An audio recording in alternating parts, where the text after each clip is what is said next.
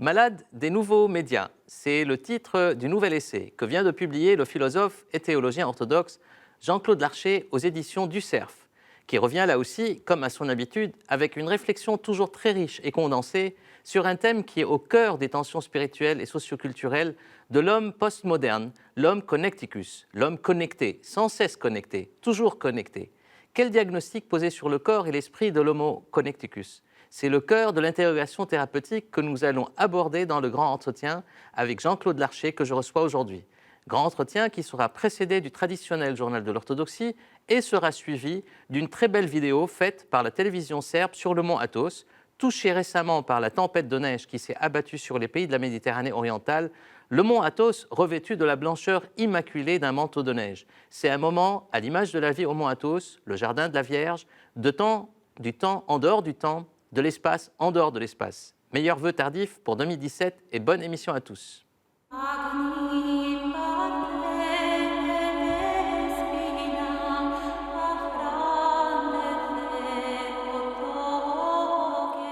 Paris, 5e Forum catholique orthodoxe européen tenu à l'invitation du cardinal André XXIII du 9 au 12 janvier 2017 au siège des missions étrangères de Paris, sous la coprésidence du cardinal Péter Erdo, côté catholique, et du métropolite Gennadios Sassima, côté orthodoxe, avec pour thème l'Europe dans la crainte de la menace du terrorisme fondamentaliste et la valeur de la personne et la liberté religieuse. Plusieurs évêques orthodoxes d'Europe y ont pris part et ont présenté des contributions, notamment le métropolite Emmanuel de France, le métropolite Joseph d'Europe occidentale, le métropolite Athénagoras de Belgique et le métropolite Hilarion de Volkonomsk.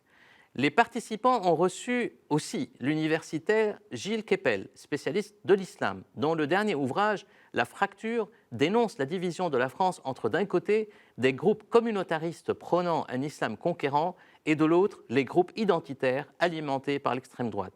Les participants ont également été reçus par un office de prière à la cathédrale grecque Saint-Stéphane, puis à des agapes offertes par le métropolite Emmanuel. Un long message a été publié à l'issue de la rencontre qui aborde plusieurs problématiques de fond, sociétales et autres, à l'aune des tensions qui traversent le monde et l'Europe. Géorgie. Le Saint-Synode de l'Église orthodoxe de Géorgie a canonisé, en décembre dernier, deux anciens rois géorgiens, Bagrat III et Salomon Ier, ainsi que deux higoumènes moniales, Nina et Tamara, ainsi que le catholicos patriarche Callistrate, qui se trouvait à la tête de l'Église de Géorgie durant les années difficiles de 1930 à 1950 du siècle passé. Élu catholicos en 1932, il s'est efforcé alors d'arrêter les fermetures d'églises, leur destruction et leur pillage, contribuant ainsi à sauver le riche patrimoine culturel et cultuel géorgien. Alep, Syrie. Le patriarche Jean X d'Antioche, primat de l'Église orthodoxe d'Antioche et de tout l'Orient, a célébré la liturgie de la Nativité à Alep, au milieu des fidèles qui sont restés dans la ville malgré la guerre et qui attendent toujours, avec prière et impatience, la libération de leur métropolite, Paul Yazigi, frère du patriarche, enlevé depuis bientôt 4 ans déjà. Le lendemain, le patriarche Jean a fait un tour à pied dans la ville meurtrie d'Alep, où il a visité différents lieux de culte orthodoxes et d'autres vestiges détruits ou endommagés de la ville alépine. Istanbul, Turquie. Nous terminons avec de belles photos inédites et un peu insolites de sa sainteté Bartholomée Ier, patriarche œcuménique de Constantinople, qui a bravé le froid de la tempête de neige qui s'abattait sur Istanbul en janvier, pour une balade dans un des parcs mitoyens au siège du patriarcat œcuménique au Phanar, qui lui aussi s'est revêtu, le Phanar, d'un beau blanc immaculé. Publication, les éditions de l'Université orthodoxe de Balamande, du patriarcat d'Antioche, viennent de publier Tripoli, un métissage de culture, l'architecture sacrée du diocèse orthodoxe de Tripoli, tome 1, sous la direction de l'historienne Mai Davy, qui fait un travail remarquable d'archéologie chrétienne, d'excavation et de recension des vestiges et des particularités du patrimoine culturel et cultuel du patriarcat d'Antioche. Pour rappel, les deux précédents livres publiés dans les éditions de l'Université de Balamande, que nous avons évoqués ici même en entretien avec May Davy, sont Patrimoine architectural de l'Église orthodoxe d'Antioche et Église et chapelle du Cornet Aroum, pays de Jbeil, Liban.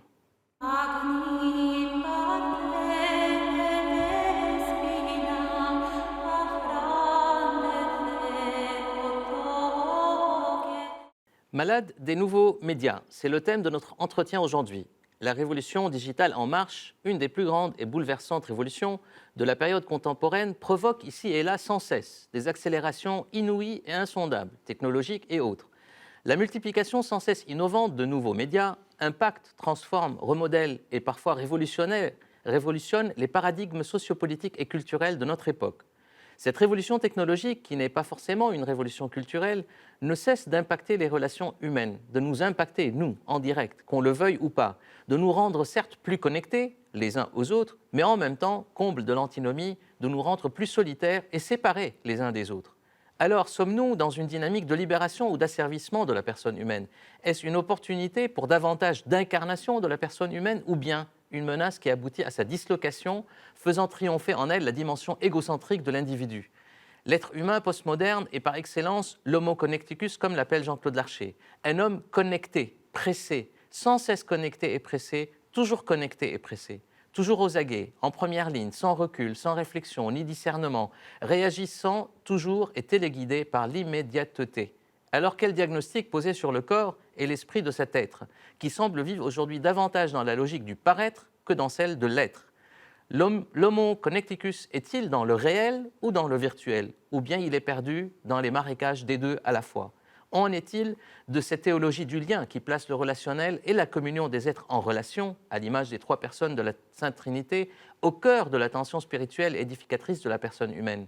Les nouveaux médias, alors, menace ou opportunité, ou les deux à la fois? Tout cela pour dire l'importance insondable de la réflexion thérapeutique et des interrogations que nous propose dans Malade des nouveaux médias le philosophe et théologien orthodoxe français de renom Jean-Claude Larcher, un habitué de nos émissions, de nos grands entretiens, tellement sa réflexion est toujours abondante et en pointe, à l'image de celle des pères de l'Église, c'est-à-dire à la fois enracinée dans la grande tradition théologique et patristique de l'Église orthodoxe, mais aussi sans cesse interpellant les problématiques contemporaines, pensées et réfléchies à l'aune de l'expérience de l'Église. Jean-Claude Larcher est auteur de plus de 24 livres publiés en 16 langues. Il a publié dernièrement La vie sacramentelle aux éditions du Cerf, Le patriarche Paul de Serbie et Saint Gabriel, folle en Christ de Géorgie aux éditions L'Âge d'Homme. Il est également un grand spécialiste, c'est connu, de Saint Maxime le Confesseur, à qui il a consacré un livre de référence. Jean-Claude, bonjour. Bonjour. J'aimerais pour commencer un peu parler de cette maladie, parce que c'est le thème, c'est le titre du livre. Vous dites qu'on est dans un livre c'est des maladies, c'est une forme de dislocation de l'être, une perte de richesse et du sens aussi de nos existences. Et vous dites des sociétés avides de vitesse, de proximité, d'immédiateté, d'information tout azimut et de performance en toujours. Alors j'ai envie de vous poser la question, docteur, de quel mal souffrons-nous ? Écoutez, le mal est multiple et il affecte l'être humain justement dans plusieurs dimensions à la fois de son être et de son existence. Ce qu'il est important de dire, ce dont il faut prendre conscience d'abord, c'est que ces nouveaux médias offrent évidemment des possibilités que personnellement je ne conteste pas du tout. Je ne suis pas tel un amiche opposé à ces nouvelles technologies, mais simplement elles ont pris des proportions telles maintenant dans la vie des gens qu'elles finissent par reformater l'homme. Ce que je commence par dire dans ce livre, c'est que, en fait, les nouveaux médias ne sont pas simplement des moyens d'échanger l'information, et même que l'information elle-même qu'ils sont censés échanger ou dont ils sont censés faciliter l'échange est quelque chose de tout à fait secondaire. Les informations, elles sont variées, elles sont multiples, il y a une multiplicité d'images, une multiplicité de textes, mais il y a quelque chose qui est vraiment constant, c'est la façon dont nous envoyons ces messages, la façon dont nous les formulons, la façon dont nous les recevons, et avec l'habitude, avec la répétition, eh bien, nous sommes formés par les médias eux-mêmes et formés de telle manière que, en fait, cette formation est une déformation de ce qu'est l'homme dans son être. Et donc, je montre, si vous voulez, comment cet usage répété des nouveaux médias a même des incidences sur le cerveau, sur le corps, comment il modifie la vie du corps, mais surtout comment il modifie la vie psychique, comment il modifie la vie intellectuelle en la détériorant, comment il modifie aussi notre relation à l'espace et au temps dans un sens qui n'est pas favorable à l'épanouissement de l'être humain, et aussi, bien entendu, comment il affecte la vie spirituelle. Et donc c'est là où vous parlez effectivement à la fin d'une forme d'accumulation, je dirais, psychologique et autres, mais vous arrivez à l'appauvrissement spirituel. Alors c'est quoi cet appauvrissement spirituel? Est-ce que l'homme devient connecticus quelque part? C'est un homme qui réagit et non pas qui pense, je veux dire, son action. Parce que comme vous dites très bien, trop d'informations, trop d'images tue l'information et tue l'image. Donc est-ce qu'on perd tout recul? C'est ça la question? Oui, L'appauvrissement le spirituel? problème, si vous voulez, c'est que l'homme contemporain s'engage dans un progrès effréné en y voyant quelque chose de systématiquement favorable. Il y a derrière tout ça une sorte de ce qu'on appelle le mythe du progrès. On pense que, si vous voulez, toute avancée dans le domaine technologique est forcément une amélioration pour l'être humain. Or, on se rend bien compte maintenant, parce que les gens le perçoivent en eux-mêmes, mais aussi le vivent dans leurs relations quotidiennes, que le progrès atteint parfois une limite telle ou une dimension telle, eh bien que c'est quelque chose qui devient défavorable à l'humanité. Ça devient une régression. Alors, c'est quelque chose qui agit vraiment insidieusement à différents niveaux, mais vous me demandiez par exemple quelle incidence ça a sur la vie spirituelle. Il est évident que, je dirais, tout ce que vit l'être humain dans son corps, dans son âme, dans son esprit, concerne sa vie spirituelle. Et on voit très bien, par exemple, de prime abord, combien les nouveaux médias constituent pour beaucoup de gens maintenant une addiction. C'est-à-dire, ça devient une sorte de drogue qui les emprisonne, qui les enferme, qui les rive à leurs appareils. Et alors, on voit aussi quels effets destructeurs cela a sur la vie relationnelle. On sait que pour la vie spirituelle et la vie chrétienne en particulier, la relation avec les autres est quelque chose de fondamental. Et ce n'est pas seulement le christianisme qui pense cela, mais c'est également les psychologues, les psychanalystes qui considèrent que dès la toute petite enfance, la relation est tout à fait essentielle pour la construction de l'être humain. Alors, vous allez me dire, mais justement, tous ces appareils multiplient les relations, augmentent les relations. Les relations n'ont jamais été aussi importantes quantitativement qu'elles le sont maintenant. Mais le problème, c'est que justement, cette augmentation quantitative s'est accompagnée d'un appauvrissement qualitatif. C'est-à-dire que les hommes semblent se rapprocher du point de vue, si vous voulez, de l'instantanéité, de la multiplicité de leurs relations avec les autres, mais en même temps, ces relations sont des relations pauvres, qui ne sont plus des relations constructives, et qui, en raison justement de leur pauvreté, de leur déficience, de leur caractère virtuel, de leur rapidité, de toutes sortes d'autres inconvénients que je mentionne, finissent par rendre les relations destructrices au lieu d'être constructrices. Et aussi paradoxal que ça puisse être, l'homme n'a jamais pensé être autant en relation avec les autres, mais il n'a non plus jamais été aussi seul. C'est-à-dire que... Oui, c'est cette solitude qui est effrayante, effectivement. C'est-à-dire que l'homme a l'impression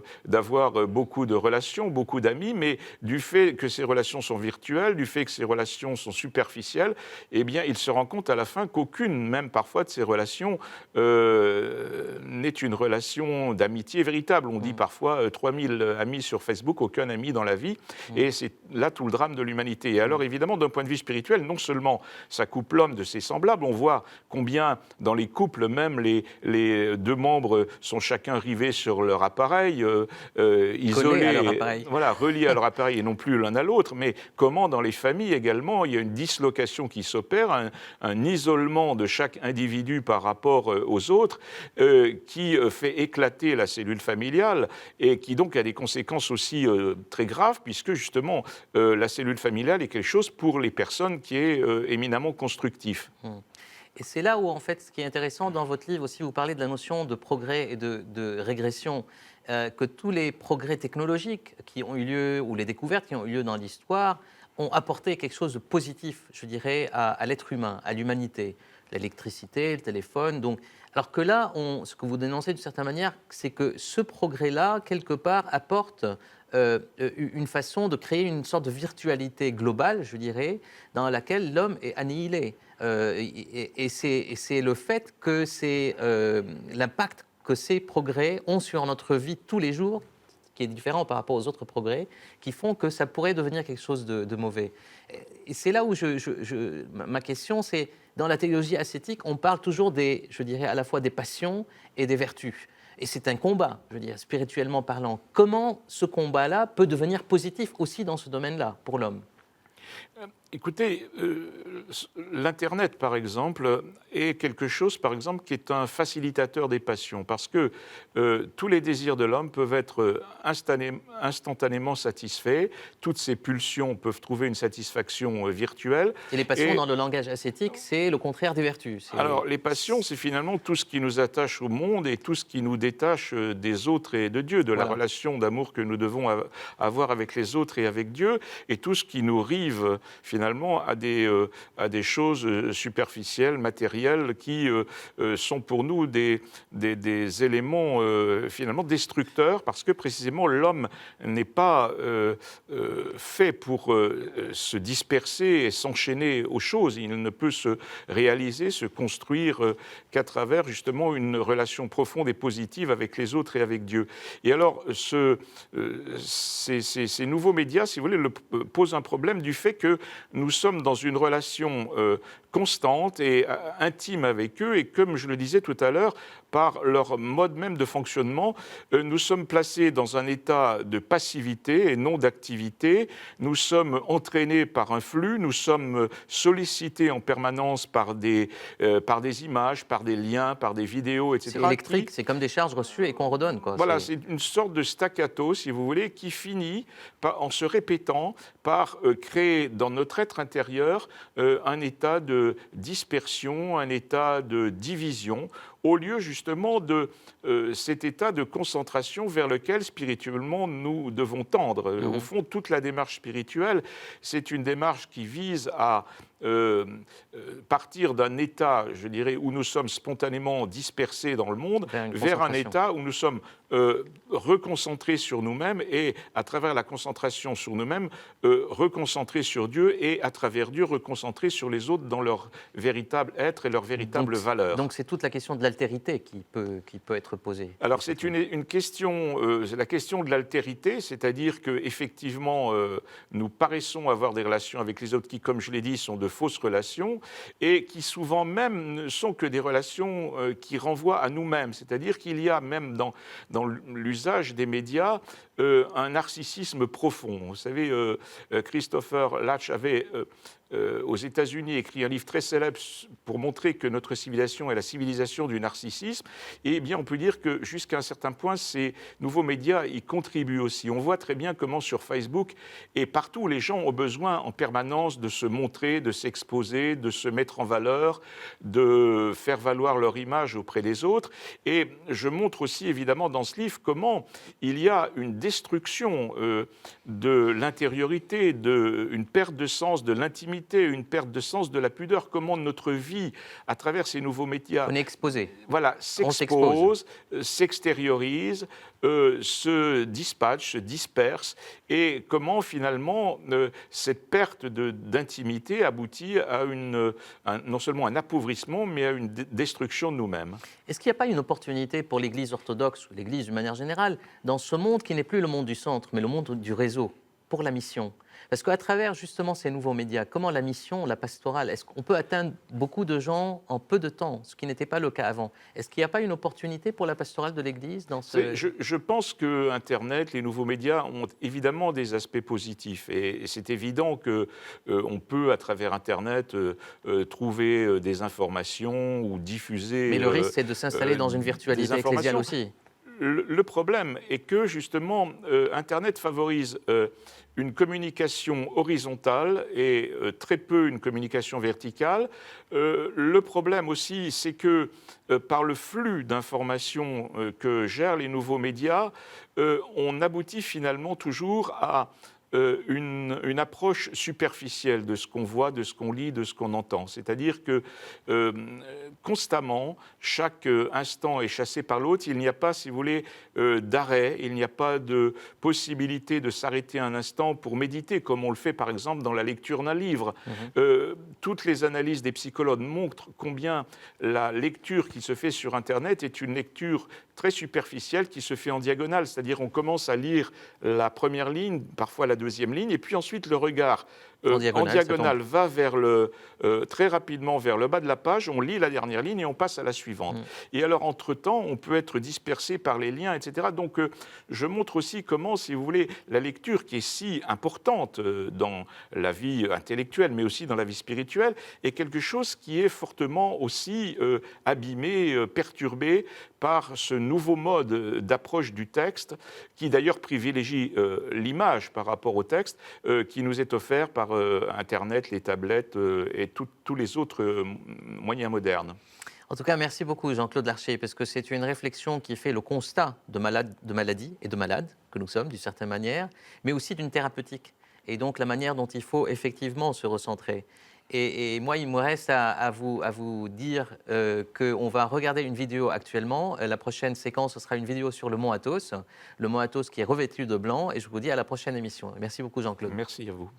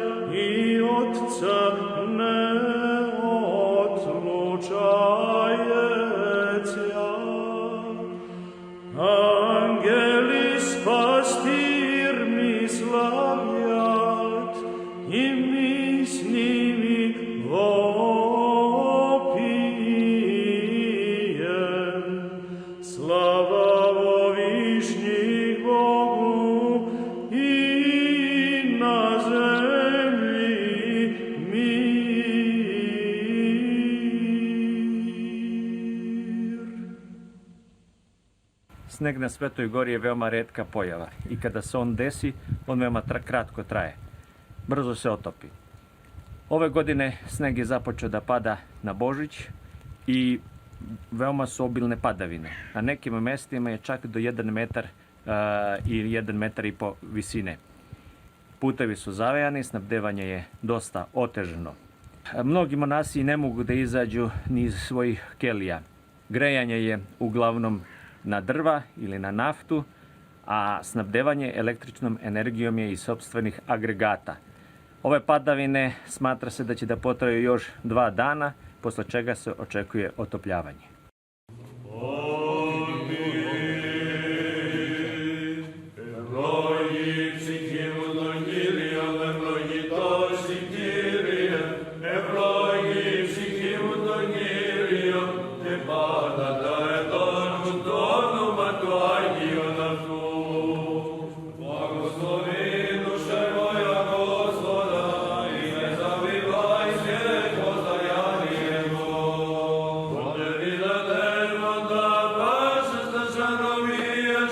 Glani amen, pace ste što šušu.